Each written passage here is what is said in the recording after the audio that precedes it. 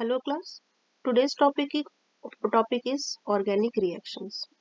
आज हम डिस्कस करेंगे basics of organic reactions and basic types of organic reactions, जिसमें सबसे पहले मैं आपको बताना चाहती हूँ व्हाट इज ऑर्गेनिक रिएक्शन।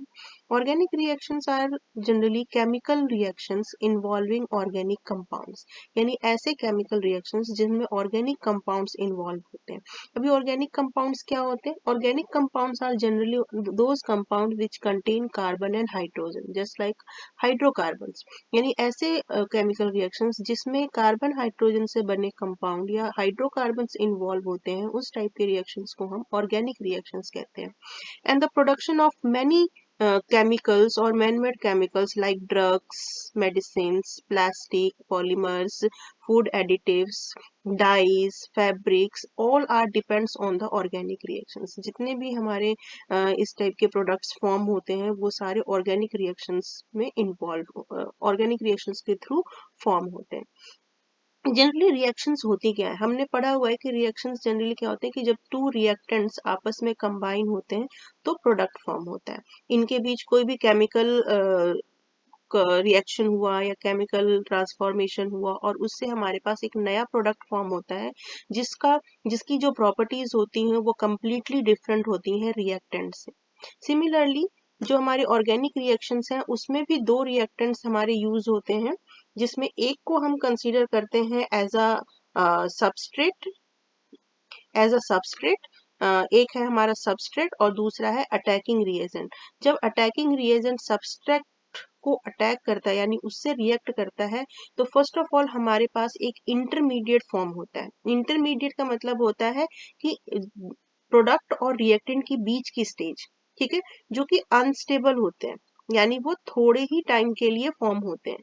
तो सबसे पहले जब सबस्ट्रेट और अटैकिंग रिएजेंट यानी जो भी अटैकिंग रिएजेंट है जब वो सबस्ट्रेट पे अटैक करेगा या उससे रिएक्ट करेगा तो फर्स्ट ऑफ ऑल आपका इंटरमीडिएट फॉर्म होता है जिसकी लाइफ टाइम बहुत ही कम होती है, यानी वो अनस्टेबल होता है।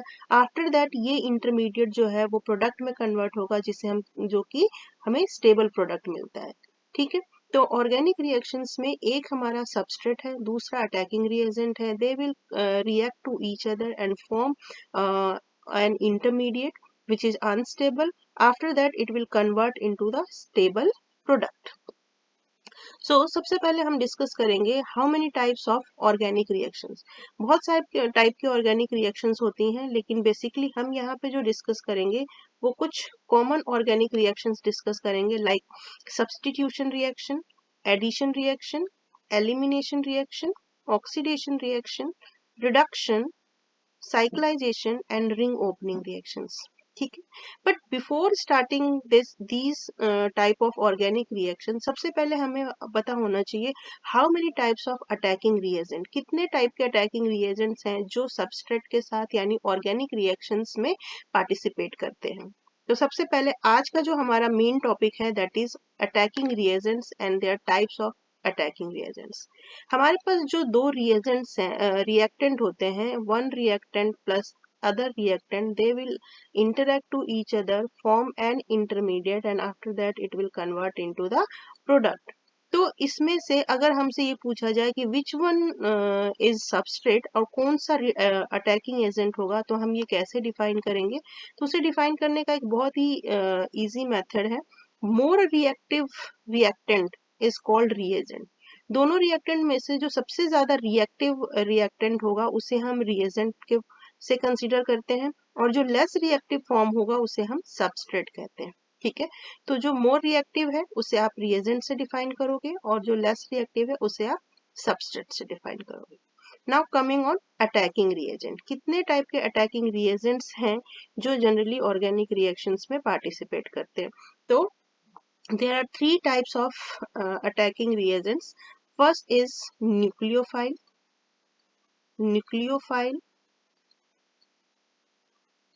second electrophile, and third is free radical. तो हमारे पास थ्री टाइप्स के अटैकिंग रिएजेंट्स हैं। First is nucleophile. तो सब न्यूक्लियोफाइल का मतलब का क्या होता है? Nucleus loving. Nucleus loving. मतलब कि ऐसे रिएजेंट्स जिनके पास unshared pair of electrons present हो, पेयर ऑफ इलेक्ट्रॉन्स प्रेजेंट, ठीक है, जिनके पास unshared pair of electrons present हो, या हम कह सकते हैं कि lone pair of electrons present हो, presence of lone pair of electron. इस टाइप के स्पीसीज को या इस टाइप के अटैकिंग एजेंट को हम न्यूक्लियोफाइल से कंसीडर करते हैं। न्यूक्लियस लविंग यानी पॉजिटिव चार्ज लविंग, यानी जिनके पास इलेक्ट्रॉन्स की कमी है, ऐसे स्पीसीज को वो अट्रैक्ट करते हैं या उन पे अटैक करते हैं। तो nucleophile generally those type of reagents which have unshared pair of electrons, they are called nucleophile. या फिर आप इन्हें ये भी कह सकते हो electron rich species, electron rich species, they are called nucleophile. ठीक है, तो सबसे पहले हम न्यूक्लियोफाइल को डिस्कस करते हैं। What is nucleophile? न्यूक्लियोफाइल, तो मैंने आपको बताया कि इलेक्ट्रॉन रिच स्पीसीज और हैविंग अनशेयर्ड और लोन पेयर ऑफ इलेक्ट्रॉन्स, तो ऐसे स्पीसीज को हम न्यूक्लियोफाइल कहते हैं। ठीक है, for on the basis of the presence of electrons and negative charge, nucleophile को हम टू कैटेगरीज में डिवाइड करते हैं। First is a negative nucleophile and second is neutral nucleophile।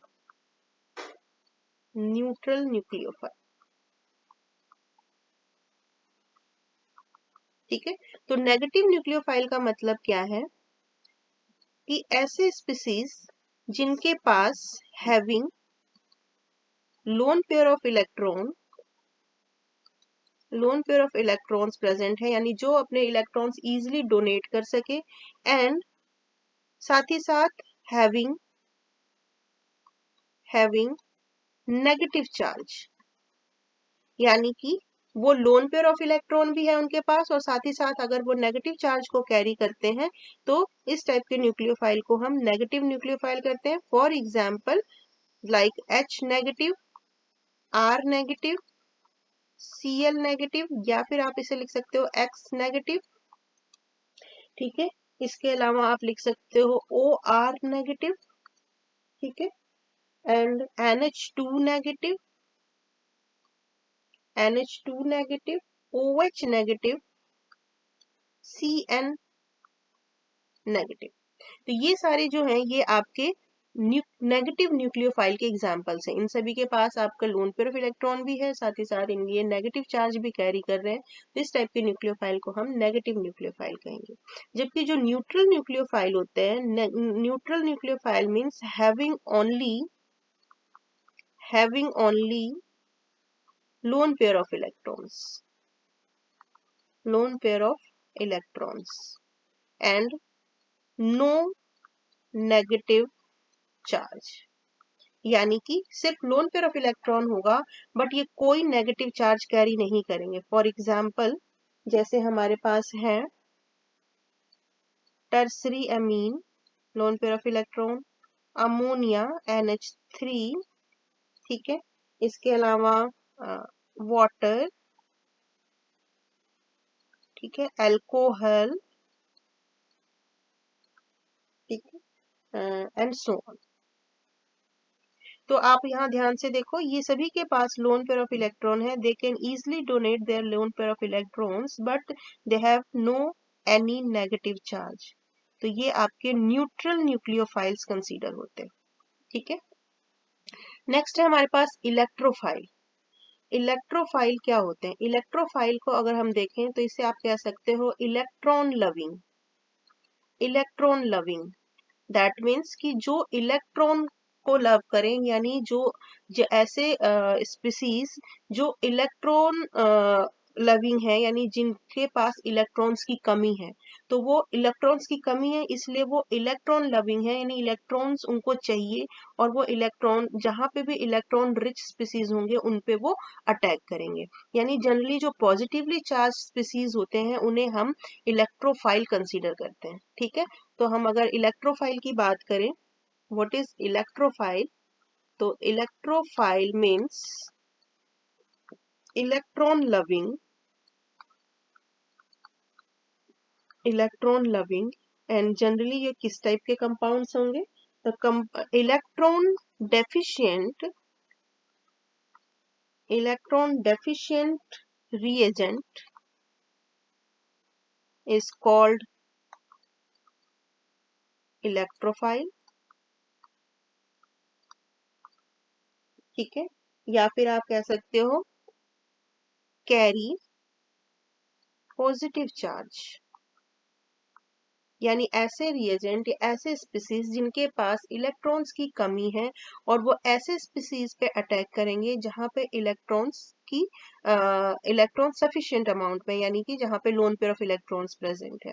ठीक है, तो on the basis of electron deficiency electrophile को भी हम दो कैटेगरीज में डिवाइड करते हैं। First is a positive electrophile, positive electrophile, and second is neutral electrophile, neutral electrophile. ठीक है, तो पॉजिटिव इलेक्ट्रोफाइल का मतलब क्या है कि they have electron deficient, electron deficient है एंड कैरी पॉजिटिव चार्ज, यानी इलेक्ट्रॉन डेफिशिएंट भी है साथ ही साथ पॉजिटिव चार्ज भी कैरी कर रहे हैं। For example H positive, Cl positive, R positive. ठीक है, और आप लिख सकते हो इसमें NO2 पॉजिटिव, या फिर आप लिख सकते हो H3O पॉजिटिव, टर्सरी कार्बोकेटायन। ठीक है, and these are the example of positive electrophile. इन सभी के पास इलेक्ट्रॉन की डेफिशिएंसी है, यानी इलेक्ट्रॉन्स की कमी है, साथ ही साथ ये पॉजिटिव चार्ज भी कैरी कर रहे हैं, तो इन्हें हम पॉजिटिव इलेक्ट्रोफाइल से कंसीडर करेंगे। न्यूट्रल इलेक्ट्रोफाइल का मतलब क्या है, they are electron deficient, they are electron deficient but do not carry any positive charge, any positive charge, यानी इलेक्ट्रॉन डेफिशिएंट तो है बट कोई भी पॉजिटिव चार्ज कैरी नहीं कर रहे हैं। For example Lewis acid, Lewis acid like BF3, AlCl3, SnCl4, ठीक है, and ZnCl2, SO3 and carbene, carbene, ये आपका कार्बीन है। अब कई बार क्या होता है कि बच्चे कंफ्यूज हो जाते हैं कि अगर मान लो आपके पास क्वेश्चन आया कि डिफरेंशिएट इलेक्ट्रोफाइल्स एंड न्यूक्लियोफाइल्स और उसमें कार्बीन का एग्जांपल गिवन है, तो कई बार बच्चे कार्बीन के साथ लोन पेयर ऑफ इलेक्ट्रॉन्स देख करके कंफ्यूज हो जाते हैं और इसे न्यूक्लियोफाइल में कंसीडर कर देते हैं। एक्चुअली कार्बीन जो है वो एक इलेक्ट्रोफाइल है, क्योंकि यहाँ पे कार्बन के पास इलेक्ट्रॉन डेफिशिएंसी है।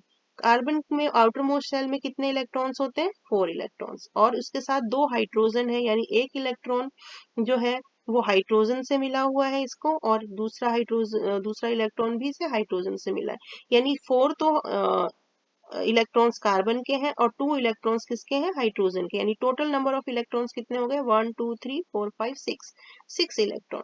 और ऑक्टेट कंप्लीट करने के लिए कितने इलेक्ट्रॉन्स चाहिए होते हैं, 8 इलेक्ट्रॉन। दैट मीन्स कि इसके पास अभी भी 2 इलेक्ट्रॉन्स की डेफिशिएंसी है।